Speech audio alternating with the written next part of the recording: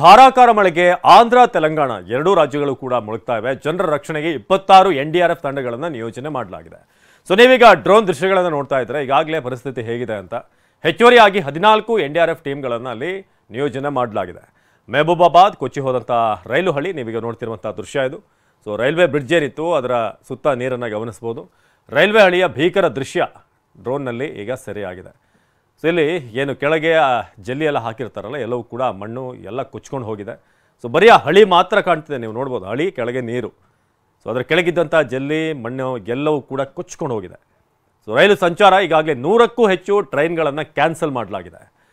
So ಡ್ರೋನ್ನಲ್ಲಿ ಸೆರೆ ಆಯಿತು ಸದ್ಯದ ದೃಶ್ಯ. ಪ್ರಕಾಶ್ ನಗರ ಮತ್ತೊಂದು ದೃಶ್ಯ ನೀವು ನೋಡ್ತಾ ಇರೋದು, ಹೈದರಾಬಾದ್ನ ಪ್ರಕಾಶ್ ನಗರ.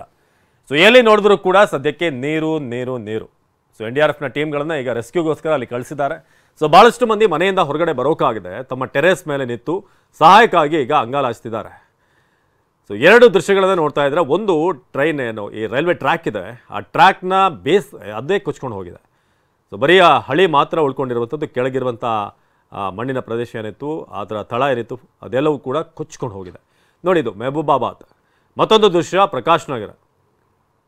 ಸೊ ಸಾಮಾನ್ಯವಾಗಿ ಅದನ್ನು ನೋಡುವಾಗ ಒಂದು ಬ್ರಿಡ್ಜ್ ಏನೋ ಅಂತ ಅಂದ್ಕೊಳ್ಬೇಕು ನೀವು, ಆದರೆ ಬ್ರಿಡ್ಜ್ ಅಲ್ಲ ಅದು, ಅಲ್ಲಿ ನಾರ್ಮಲ್ ಇತ್ತು ನೆಲ, ಆದರೆ ಆ ನೆಲನೇ ಕೊಚ್ಕೊಂಡು ಹೋಗಿದೆ ಈಗ. ಸೊ ಹೆಚ್ಚುವರಿಯಾಗಿ 14 NDRF ಟೀಮ್ಗಳನ್ನು ನಿಯೋಜನೆ ಮಾಡಲಾಗಿದೆ. ಸೊ ಈಗಾಗಲೇ ಚಂದ್ರಬಾಬು ನಾಯ್ಡು ಅವರು ಕೂಡ ಸಂಬಂಧಪಟ್ಟ ಹಾಗೆ ಏನು ರೇವಂತ್ ರೆಡ್ಡಿ ಇವರು ಕೂಡ ಗಮನಿಸ್ತಿರೋ ಹಾಗೆ ಎಲ್ಲ ಸುತ್ತಮುತ್ತ ಇರುವಂಥವ್ರು. ಸೊ ಪ್ರಧಾನಿ ಮೋದಿ ಅವರು ಕೂಡ ಈಗ ಕಾಂಟ್ಯಾಕ್ಟ್ನಲ್ಲಿದ್ದಾರೆ.